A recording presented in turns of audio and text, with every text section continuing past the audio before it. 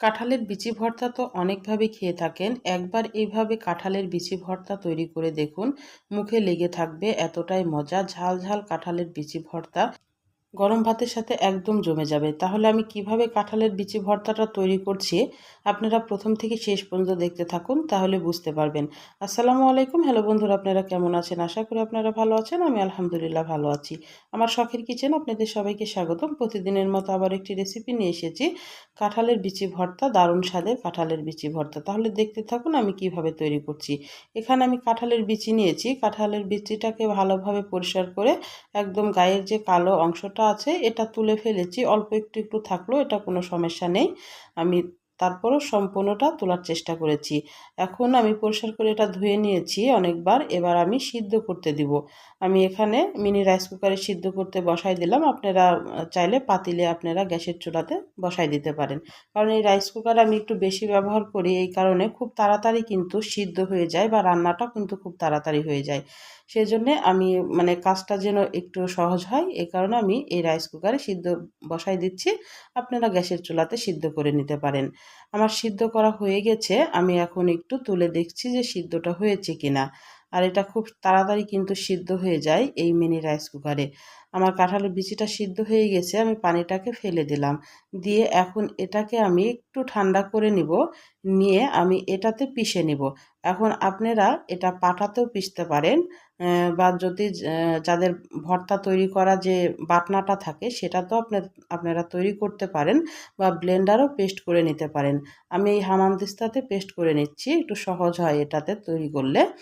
এখন ভালোভাবে এটাকে একদম মানে মিহি করে নিতে হবে।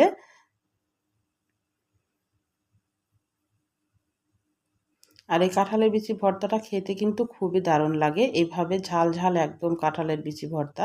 আমি এখানে এক মুঠ মতো পেঁয়াজ দিয়ে দিলাম। আর এটা কিন্তু পেঁয়াজটাই বেশি লাগবে এই ভর্তাটা তৈরি করতে। বিচি অল্প কিন্তু পেঁয়াজ বেশি। আর মরিচটাও একটু বেশি লাগবে, যেহেতু ঝাল ঝাল তো অবশ্যই। তো পেঁয়াজটাকে আমি একটু থেতো করে নিলাম। তারপরে এখন প্লেটে আমি আরও কিছু পেঁয়াজ নিব। এই পেঁয়াজটাকে এখন আমি এম, এই পেঁয়াজের সাথে আমি শুকনা মরিচের গুঁড়া অ্যাড করব।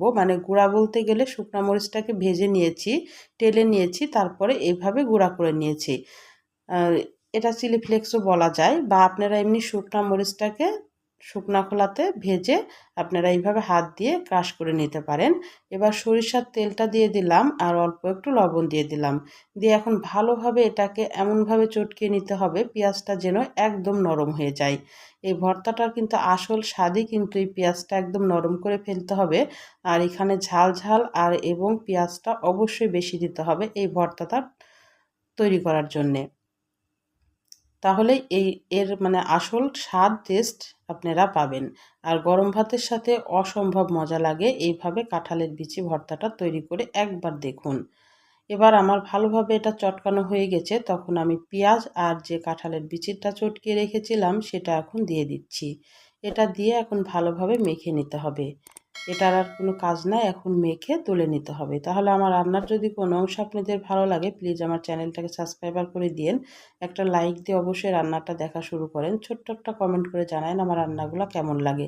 পাশে থাকা বেল আইকনটা প্রেস করে দিন, আমি যখন এরকম নতুন রেসিপি আপনাদের মাঝে হাজির করব আপনাদের কাছে যেন আগে ভিডিওটা চলে যায়। আপনাদের একটা লাইক, একটা কমেন্ট কিন্তু আমাকে অনেক উৎসাহ করে। আমার ভর্তাটা হয়ে গেছে, দেখেই বুঝতে পারছেন অনেক সুন্দর হয়েছিল। আপনারা একবার হলেও তৈরি করবেন। তাহলে আজকের মতো বিদায় নিচ্ছি। আল্লাহ হাফেজ।